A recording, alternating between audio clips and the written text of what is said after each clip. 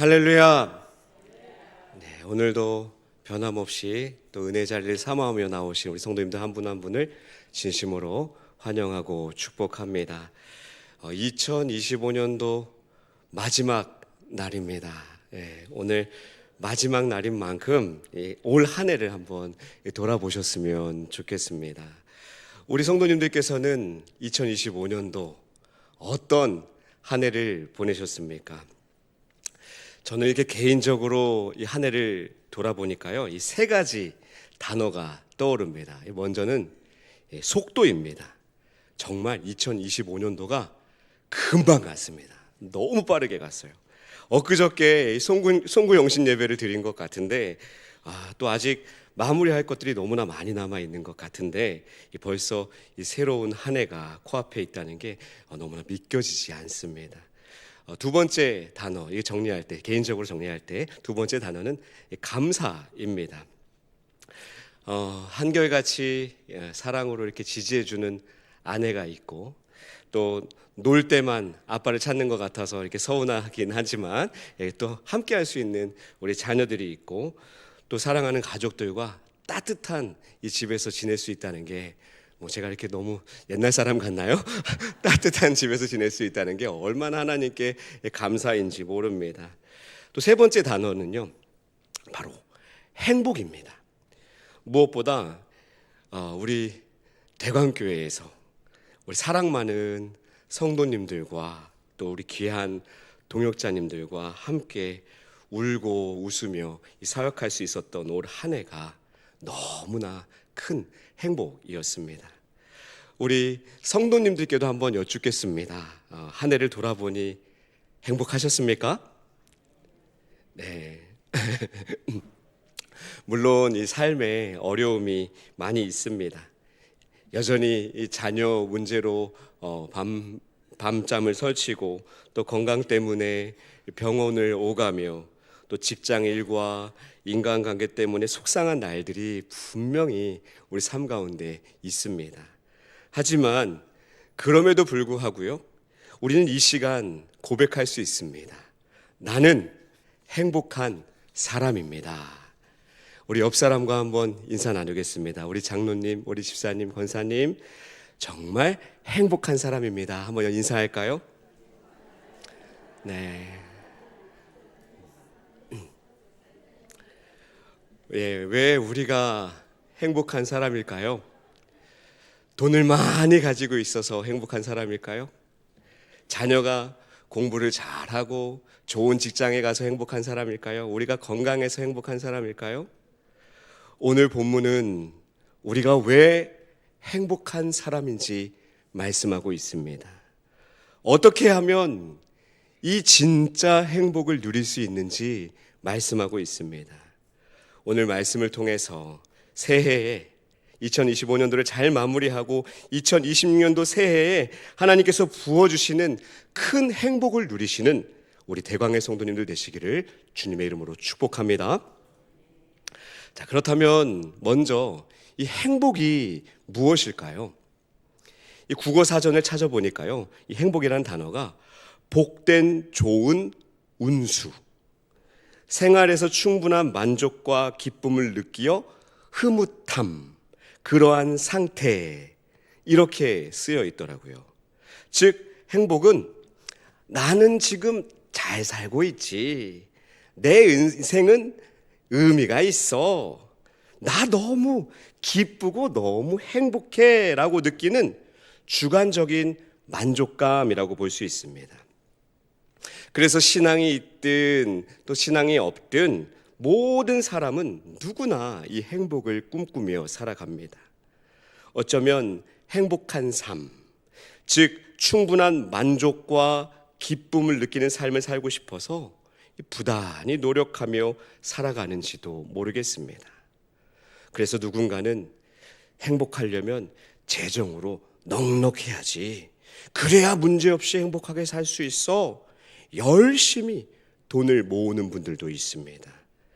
야, 하고 싶은 거 다 하면 되지, 먹고 싶은 거 다 먹고 살면 그게 행복이지, 별거 있냐? 인생을 즐기면서 사는 분들도 있습니다. 어떤 사람들은 높은 자리로 올라가고 이름이 좀 알려져야 행복을 느끼는 사람도 있습니다. 물론 이런 것들이 우리 삶에 너무나 중요합니다. 그렇다면 한번 반대로 생각해 보면 어떨까요? 과연 원하고 바라는 것들이 다 채워지면 행복할 수 있을까요? 정말 그럴까요? 제가 어렸을 때요, 부모님이 갖고 싶은 물건을 사주시면 바로 사용하지 못했습니다. 그 물건을. 너무 그 물건이 좋아서 아끼고 싶어서 어린 마음에 바로 사용하지 못했던 거예요. 그러면 그 물건을 몇 날 며칠을 쓰지 않습니다. 심지어 머리맡에 두고 자기까지 했습니다. 사랑댐을 하고 나서야 그 물건을 사용했던 것이지요. 저희 둘째가 저를 닮은 것 같아요. 그렇게 물건을 안 사용하고 침대 위에다 두고 그렇게 합니다. 그런데 시간이 지나면 행복하고 설레게 했던 그 물건이 언제 그랬냐는 듯이 잊혀지는 거죠. 세상의 행복은 그렇게 오래 지속되거나 영원하지 않습니다. 감정에 따라, 상황에 따라 변하기도 한다는 것입니다. 그런데요, 참 흥미로운 사실이 있습니다. 우리 인생들이 아등바등 이렇게 행복을 바라는 것 어쩌면 당연하지 않습니까? 그런데 하나님께서도 우리의 행복을 바라고 계신다라는 것입니다. 조금 생소하게 느껴지지 않습니까? 아니, 온 우주 만물을 지으신 하나님께서, 이 땅을 주관하시는 만왕의 왕께서 먼지보다 작은, 작디 작은 우리 인생의 행복을 원하신다고요? 네, 맞습니다. 하나님께서 우리의 행복을 원하시고 계십니다. 도대체 무슨 말일까요? 신명기 10장 13절 말씀을 보겠습니다.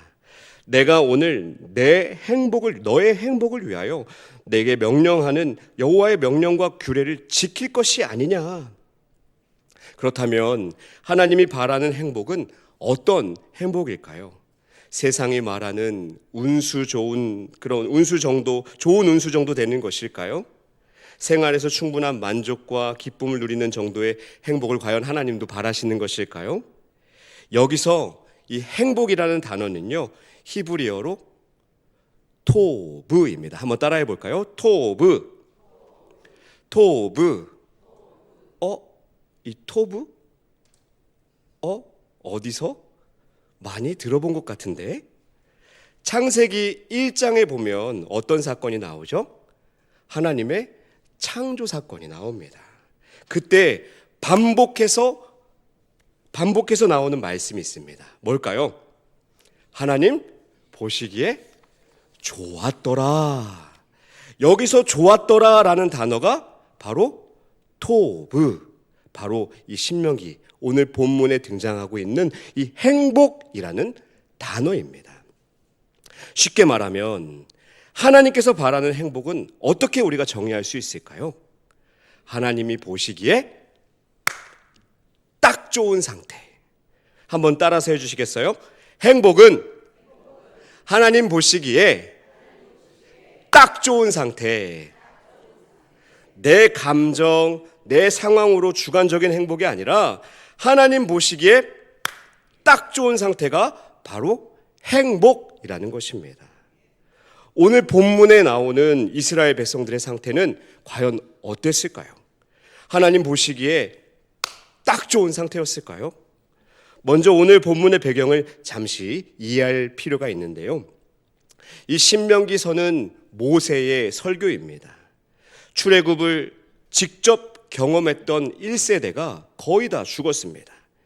이제 남은 2세대들에게 그 약속의 땅에 입성하기 전 이 모세가 권면하고 있는 말씀이 바로 신명기입니다. 2세대들에게 이스라엘이 어떻게 범죄했는지 이 1세대들의 실패를 기억하라고, 가나안 땅에 들어가서 하나님의 백성으로 어떻게 하나님의 거룩한 백성으로 살아가야 하는지 반복해서 말씀하고 있는 것이 바로 이 신명기서입니다. 우리가 읽은 10장도 마찬가지입니다.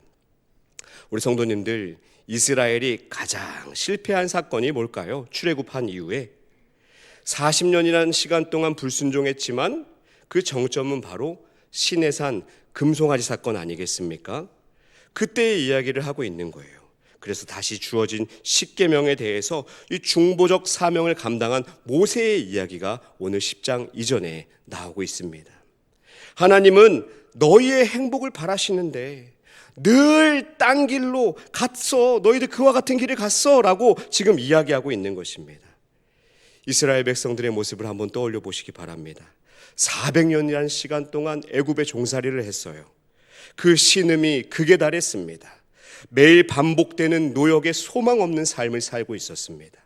그러나 하나님께서 저들을 그냥 두지 아니하시고 자신의 백성들의 아픔을 공감하셨습니다. 그래서 모세와 아론과 미리암을 부르셔서 이스라엘의 지도자 삼으시고 하나님의 때에 하나님의 방법으로 이스라엘 백성들을 구원해 내셨습니다. 홍해를 가르는 기적을 보이셨어요. 매일 만나와 메추라기를 보내셔서 저들의 필요를 공급하셨습니다. 반석에 물을 내시고 광야를 걸어도 신이 닳지 않도록 인도하셨습니다. 낮에는 구름 기둥으로 밤에는 불 기둥으로 저들의 갈 길을 친히 밝히시고 보호하셨습니다. 신실하신 하나님께서 이스라엘 백성들과 친히 함께 하시는 삶을 살게 하신 것입니다. 그러나 이스라엘 백성들은 하나님과의 관계를 잊어버립니다. 홍해 앞에서 어떻게 반응합니까? 애국 사람을 섬기는 것이 광야에서 죽는 것보다 낫다. 또 광야에서 어떻게 반응합니까? 애굽에 있을 때는 고기라도 시컷 먹었지. 가나안 땅 정복한 그 이후에 가나안 땅을 정탐한 그 이후에 백성들이 어떻게 반응합니까? 야, 우리를 죽이려고 애굽에서 끌어냈냐? 지도자를 세워서 우리 빨리 애굽으로 돌아가자.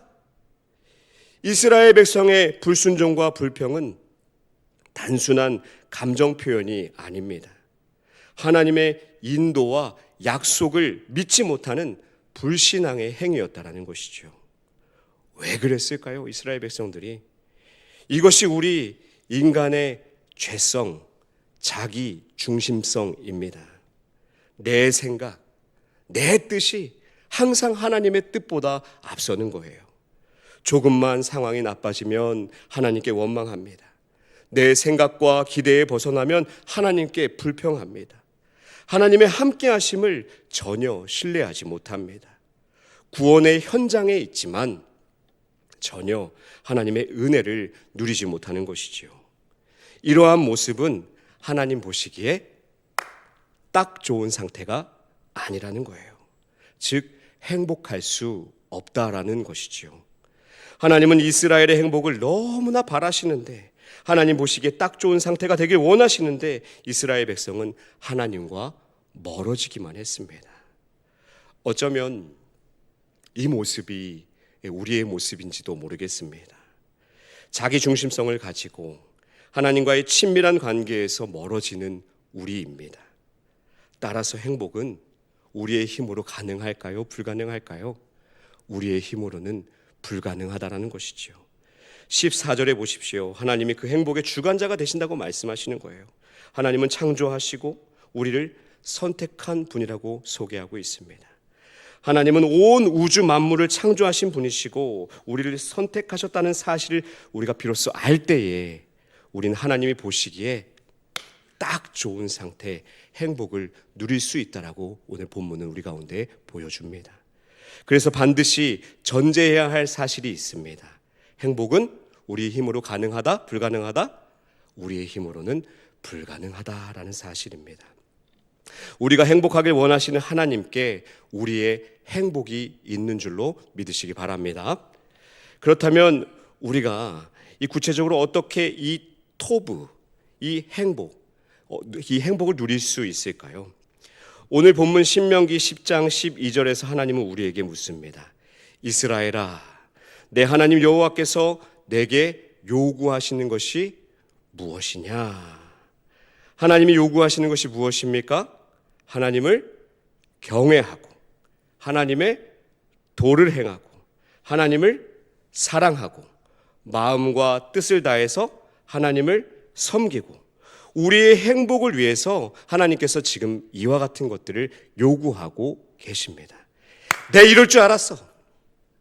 그냥 행복을 원하시는 게 아니지. 이 공짜가 없구만. 언뜻 들으면 또 하나님께서 우리에게 이 무거운 짐을 주시나, 이 숙제를 주시나 마음이 무거워질 수 있습니다. 그런데 가만히 한번 생각해 보시기 바랍니다. 하나님이 요구하시는 내용이 어떤 것들이죠? 야, 너 헌금 좀 많이 내라. 뭐 좀 많이 바쳐라. 많이 가져와라. 무엇을 위해서 이런 일 좀 해라. 이런 일 좀 해라. 그런 것이 아니라 그저 관계적인 것들입니다. 사랑하면 어떻습니까? 사랑하는 그 상대의 말을 어떻게 들어요? 귀를 기울여서 듣지 않습니까? 사랑하면 그 사람을 닮아가려고 합니다. 사랑하면 그 사람과 멀어지려 합니까? 사랑하면 그 사람과 더 가까이, 더 함께 하려고 하지요. 하나님이 원하시는 것은 바로 이런 것들입니다. 나 좀 사랑해주면 안 되겠니? 나 좀 바라봐주면 안 되겠니? 내 말 좀 들어주면 안 되겠니? 우리를 옥죄는 억압이 아니라 우리와 더 가까이 하기를 원하신다라는 것입니다. 그래서 우리가 이 토부, 행복을 누리기 위해서는요, 첫 번째로 이 마음의 방향을 누구에게로 돌려야 할까요? 우리 하나님께로 돌려야 될 줄로 믿습니다. 16절에 너희는 마음의 할례를 행하고 다시는 목을 곧게 하지 말라. 할례가 무엇입니까? 이스라엘 백성의 정체성을 증명해 주는 것이 바로 할례입니다. 하나님께서 이 창세기 17장에 보면 99세의 아브라함에게 여러 민족의 아버지가 되게 하시겠다고 언약을 맺어주셨어요. 그때 모든 이스라엘 후손이 이 할례를 행할 것을 말씀하셨습니다. 8일이 된 남자아이는 이 포피를 잘라내는 이 외과 수술을 행하라고 말이지요. 그래서 이스라엘은 할례를 통해서 하나님의 언약 백성이 되었다는 이와 같은 정체성을 확인할 수 있었습니다. 그렇다면 할례는 알겠어요. 마음의 할례를 행한다는 것은 과연 무엇일까요? 내 마음을 덮고 있는 딱딱한 껍질을 베어내는 것입니다. 외적인 신앙 형식만이 아닌 내적인 변화, 진정한 순종을 의미하는 것입니다. 즉 겉모양이 아니라 속사람이 하나님께 온전히 드려져야 한다는 강한 메시지입니다. 그 껍질이 무엇이겠습니까? 바로 내 중심입니다. 자기 중심성입니다. 내 고집, 내 경험, 내 판단입니다. 제 완고함, 고집, 교만 등을 잘라내고 부드러운 마음으로 하나님을 따르라고 말씀하고 있는 것이지요. 그동안 이스라엘 백성들은 신앙의 외적인 모습은 있었으나 실상은 이 내적인 변화는 없었습니다. 하나님을 믿는다고 하지만 여전히 하나님 없는 삶을 살았다는 것이죠. 그래서 하나님 앞에 목이 곧은 백성처럼 고집을 부리고 교만한 삶을 살았습니다. 우리도 마찬가지 아니겠습니까? 왜 목이 곧은 백성이 되겠습니까? 하나님 말씀을 듣지 않아서 그렇습니다. 맨날 예배 드린다고 하지만 말씀이 없으니까. 맨날 내 힘대로, 내 지혜대로, 내 기준대로 살아갈 수밖에 없습니다. 그러나 마음의 할례 무엇이겠습니까? 우리 안에, 저와 우리 성도님들 안에 어떤 흔적이 있지요? 예수 그리스도의 흔적으로 가득한 사람들이 바로 저와 우리 성도님들인 줄로 믿습니다. 헛된 행복을 쫓는 우리에게 진정한 행복을 주시기 위해서 독생자 예수 그리스도를 우리 가운데 하나님께서 주신 것 아니겠습니까? 그래서 예수 그리스도를 믿음으로 우리가 토부, 이 행복, 즉 하나님 보시기에 딱 좋은 상태가 될 수 있게 된 것이지요. 여전히 내 안에는 정욕으로 탐욕으로 가득하지만 마음에 이 할례와 같은 성령 하나님께서 우리 안에 내주하시고 역사하셔서 이제 우리는 그 육신의 소욕을 이기고 성령의 소욕 따라 살아갈 수 있는 하나님의 자녀가 되었다라는 사실입니다. 제가요, 이 예수님을 만나기 전에는요, 얼마나 이 목이 곧은 백성인지, 이 교만한 사람이었는지 모릅니다. 교회는 잘 다녔습니다. 하나님을 믿는다고 했습니다. 그런데 이 삶의 변화가 전혀 없었습니다. 아니, 오히려 이 타락한 삶을 살았습니다. 이 지옥 문을 밟고 살았던 것이지요. 이 곰곰이 생각해 보니까 제 안에 이 말씀이 하나도 없었습니다. 말씀이 전혀 들리지 않았습니다. 기독교인이라는 예배라는 형식만, 껍데기만 있었던 것이지요. 그러나 하나님께서 말씀을 듣게 하셨습니다. 그 후부터는 이 겸손하지 않을 수가 없는 거예요. 제일 먼저 바뀌는 게 목회자들에 대한 마음이었습니다. 그동안에는 이 목사님 말씀 귀등으로도 안 들었는데 설교도 안 듣고 권면도 안 듣고 그랬습니다. 제가 그렇게 목사님 말씀을 잘 안 들어가지고 목사가 된 것 같아요. 근데 하나님의 은혜를 경험한 후에는 말씀이 그제서야 말씀이 들리기 시작했습니다. 이 뻣뻣했던 이 교만함도 목도 부드러워졌습니다. 이전에 누리지 못한 행복이 스며들기 시작했습니다. 우리 옆에 분들과 한번 인사할까요? 부드러운 목을 가지시기 바랍니다. 네, 부드러운 목을 가지시기 바랍니다. 마음의 방향을 이렇게 하나님께 돌이킬 때에, 하나님 말씀에 순종할 때에 우리는 하나님께서 원하시는 하나님 마음에 딱 맞는 상태, 행복을 누릴 수 있다는 사실을 기억하시기 바랍니다. 두 번째로, 우리가 이 토부, 행복을 누리려면 우리의 시선이 약한 자가 있는 곳으로 향해야 한다고 오늘 본문은 말씀합니다. 17절과 18절을 보면 하나님의 성품이 나오죠. 우리 하나님은 외모를 보지 않고 뇌물도 받지 않으시는 공의로운 하나님이라고 소개합니다. 그런데 그 위대하신 하나님께서 유독 주목하시는 사람들이 있습니다. 바로 고아와 과부와 나그네입니다. 당시 이들은 보호자도 재산도 빽도 없는 가장 이스라엘의 약자 중에 약자였습니다. 하나님의 시선이 왜 이 사람들에게 향하실까요? 그것이 하나님의 본심이기 때문입니다. 하나님의 마음은 언제나 낮은 곳, 눈물 나는 사연이 있는 곳을 향해 흐릅니다.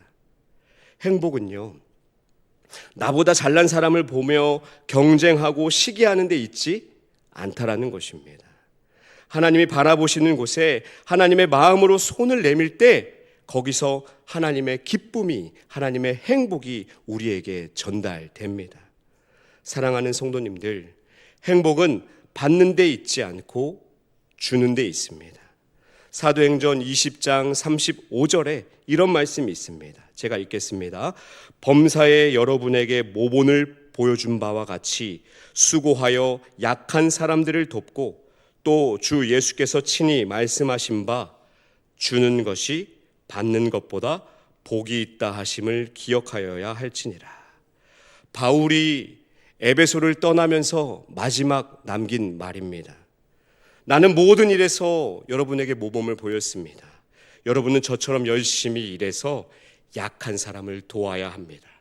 또한 주는 것이 받는 것보다 복이 있다라는 그 주님의 말씀을 꼭 기억하시기 바랍니다. 이 말을 하고요, 에베소 교인들과 서로 기도하며 껴안고 부둥켜 안으면서 울었습니다. 2025년 치열한 세상 가운데 잘 살아오신 우리 대강의 성도님들 한 분 한 분을 진심으로 격려합니다. 지금까지 약한 곳을 외면하지 아니하고 함께 도우며 눈물 흘린 우리 동역자, 우리 대강의 모든 성도님들을 진심으로 축복합니다. 내년 한 해도요, 치열한 삶은 계속될 것입니다. 계속해서 지금까지 잘 해오신 것처럼 2026년도에도 하나님의 시선을 따라 약한 자를 바라보며 함께 울고 웃는 한 해 되기를 간절히 소망합니다. 그때에 비로소 내 인생이 하나님 보시기에 딱 좋은 상태인 톱으로, 행복으로 가득 차게 될 줄로 믿습니다. 세 번째로, 행복을 누리려면 이 지난 날을 반드시 기억해야 합니다. 19절 말씀입니다. 너희는 나그네를 사랑하라. 전에 너희도 애굽 땅에서 나그네 되었음이라. 하나님은 우리에게 단순히 착하게 살라고 요구하시는 게 아닙니다. 너희도 그런 시절이 있지 않았니? 우리의 기억을 깨우십니다. 너희도 한때 노예였고 아무 소망 없던 나그네였는데 그런 너희를 내가 건져주지 않았니? 진짜 행복한 사람은 하나님의 인도하심을 기억하는 사람인 줄로 믿습니다. 다윗이요, 온 이스라엘의 왕이 된 후에 언약궤를 다윗성으로 옮기고 난 후에 이 사무엘하 7장에서 이렇게 고백합니다. 다윗 왕이 여호와 앞에 들어가 앉아서 이르되 주 여호와여 나는 누구이오며 내 집은 무엇이기에 나를 여기까지 이르게 하셨나이까. 다윗이 하나님 보시기에 합당한 자, 하나님 보시기에 딱 맞는 사람인 이유가 바로 여기에 있습니다. 왕복을 입고 있었지만, 가장 높은 사람이었지만 마음 중심에는 어떤 마음이 있었던 거예요? 나는 무익한 자다. 늘 양떼를 따르던 그 베들레헴의 소년이라는 사실을 마음 가운데 간직하고 있었습니다. 그런 저를 하나님께서 여기까지 인도하셨습니다. 양냄새 나는 그런 작은 목동에 불과했지만 하나님께서 지금까지 여기까지 나를 인도해 주셨습니다라는 고백이 이 다윗의 고백이었습니다. 이 고백이 있었기에 다윗이 끝까지 교만하지 않고 절망하지 않았습니다.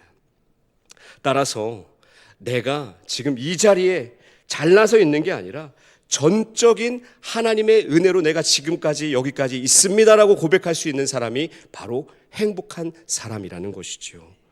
오늘 한 해를 마무리하며 우리의 첫 마음을 기억합시다. 하나님이 처음 부르셨을 때 어떠셨습니까?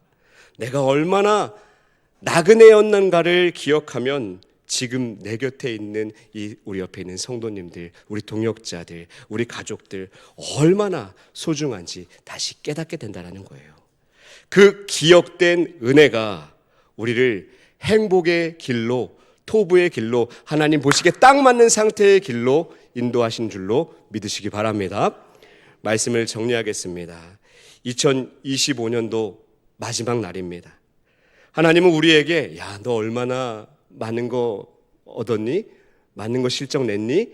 이런 거 묻지 않으세요. 이런 실적표를 요구하지 않으십니다. 대신 우리에게 진짜 행복, 토부를 주시기 위해서 세 가지를 말씀하십니다. 내 고집을 꺾고 내 곧은 목을 부드럽게 하고 하나님께 마음을 돌리라. 하나님의 시선을 따라서 높은 곳만 바라보지 아니하고 하나님의 시선을 따라서 약한 곳을, 약한 자를 바라보라고 말씀하십니다. 나도 내가 얼마나 죄인이었는지, 얼마나 나그네였는지 그때를 기억하라라고, 그 은혜를 기억하라고 말씀하십니다.